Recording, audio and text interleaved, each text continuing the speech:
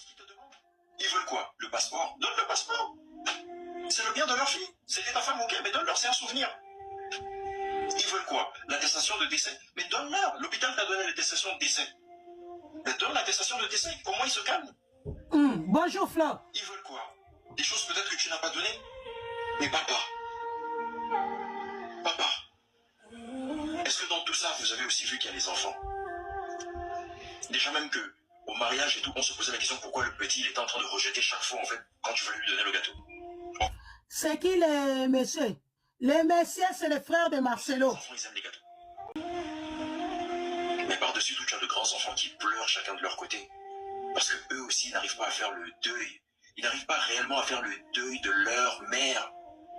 Et encore pire, la famille est divisée. Moi, je ne suis qu'un petit frère. Un petit frère, c'est le petit frère de Marcelo Boyoki. Voici ma question. Est-ce que c'est pas mieux que tu donnes le nom de ce médecin qui t'a aidé pour que lui, il puisse simplement calmer le cœur de la famille et apaiser peut-être en fait tout ce qui se passe autour de toi depuis quelques mois maintenant? Est-ce que c'est pas mieux justement que tu puisses justement mettre en lumière les personnes qui t'ont aidé? Ce serait un honneur pour eux. Comme ça, toi, ça te permet justement de pouvoir avoir le cœur léger et continuer l'œuvre. Tu sais, quand on parcourt même encore la toile, on se rend même compte que c'est même pas la famille qui est à l'origine en fait de, comment dire, de tout ce qui se passe. Parce qu'on voit la vidéo où justement Lise Manzambi, dans son émission Casarima, met la famille au défi de comment dire, de sortir les audios pour prouver ou comment dire, pour approuver ou réprouver ta sincérité. C'est de là que l'affaire est partie. Et la famille, se sentant acculée parce que je suppose qu'il y a eu sûrement le remariage qui est venu et qui a encore dû enfler justement la douleur que portait déjà cette famille. Mais un mois ils se sont dit, bon, vous savez quoi? Bon, mieux vaut les mettre à disposition pour que tout le monde puisse enfin voir réellement les choses qui se passent. Est-ce que dans tout ça, vous avez aussi vu qu'il y a les enfants? Déjà même que, au mariage et tout, on se posait la question pourquoi le petit, il était en train de rejeter chaque fois, en fait, quand tu voulais lui donner le gâteau. Or qu'on sait que les enfants, ils aiment les gâteaux. Peut-être même que sa mère était avec lui, et peut-être qu'il voyait sa mère, puisqu'on dit que les enfants voyaient parfois les... On sait pas. Mais par-dessus tout, tu as de grands enfants qui pleurent chacun de leur côté. Parce que eux aussi, ils n'arrivent pas à faire le deuil. Ils n'arrivent pas réellement à faire le deuil de leur mère. Et encore pire, la famille est divisée. Mais dans tout ça, tu es le patriarche. Donne ce qu'ils ont besoin, ce dont ils ont besoin. Et passons à autre chose. Hein? Où est la gloire de Dieu dans tout ça? Où est la gloire de Dieu? N'est-ce pas mieux de rechercher la gloire de Dieu et évoluer? Il est peut-être temps.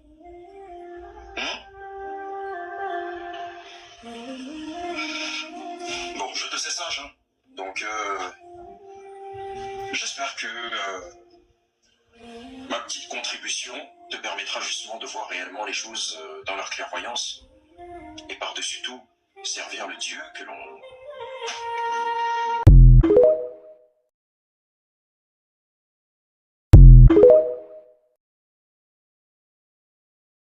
Qu'effectivement, que la première fois qu'il a vu Esther Aïcha, c'était à l'ordination de la femme d'Ézéchiel Moulumba, c'est-à-dire, je pense, du 12 au 14 juillet 2024. C'est-à-dire que moi, je suis allé au Canada chez mon fils, le prophète Ézéchiel, pour ordonner son épouse au ministère.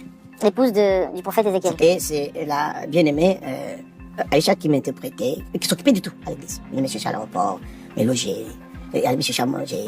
Il fait l'administration, il faisait tout à l'église. C'est le cœur de mon fils là, Ézéchiel. Le cœur de tout. Alors, c'est lui qui interprétait. Est-ce qu'il y a également que ce n'est pas lui qui avait présenté Esther à Marcelo, que c'était bien Ézéchiel Moulumba. À un moment donné, la vérité monte toujours. En faisant mes recherches, je suis tombée sur une vidéo sur YouTube qui date de 2019. Là, je pense pas qu'on va bien. 2019, donc il y a 6 ans. Monsieur Kapepoula était invité à l'église L'Armée des Rachetés. C'est l'église qui est dirigée par Ézéchiel Moulumba. Wow. Alors Seigneur, nous restons debout, s'il vous plaît. Nous voulons, comme vous constatez, le patriarche.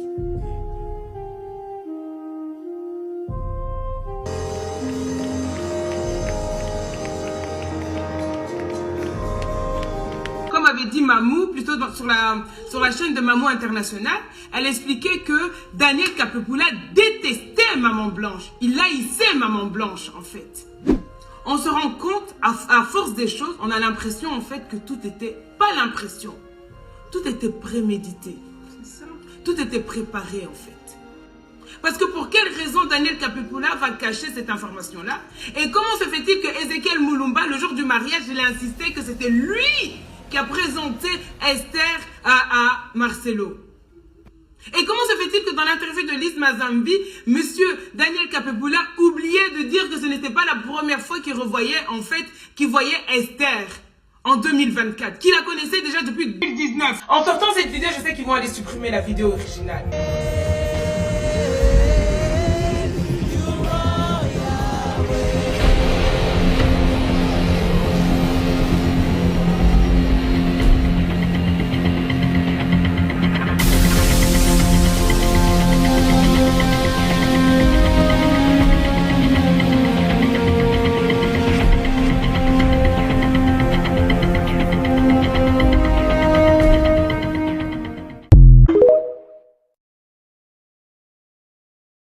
Nalingi presence ya bomoto na yo papa oyo ninye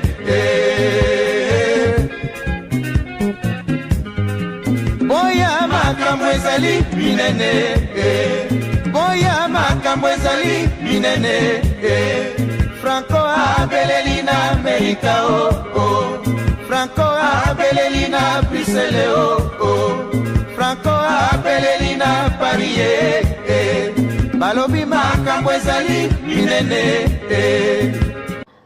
Jésus, il a tué sa femme. Si quelqu'un fait le mal, va le chercher,